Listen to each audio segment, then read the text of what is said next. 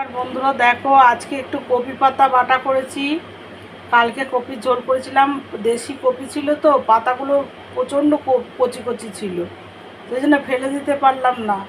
আজকে একটু এটা এটা করে খাবো। এই যে সর্ষের তেল বসিয়ে দিয়েছি, একটু কালো জিরে ফোড়ন দিলাম, কালো জিরে ফোড়ন দিয়ে দিলাম।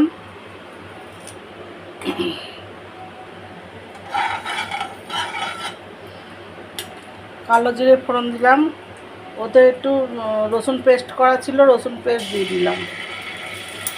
আর এর মধ্যে কাঁচা লঙ্কা দিয়ে দিয়েছি, দিয়ে পেস্ট করেছি।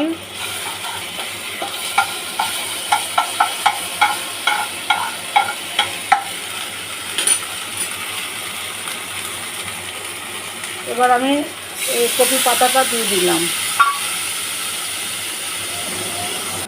দেখো বন্ধুরা, এটা হয়ে গেছে। এটা শুকনো ভাতে মেখে খেতে খুবই ভালো লাগে। তোমরা কারা কারা কপি পাতা বাটা খাও একটু জানাবে। এই যে অল্পই হয়েছে, আমি বেশি পাকা পাতাগুলো নিইনি।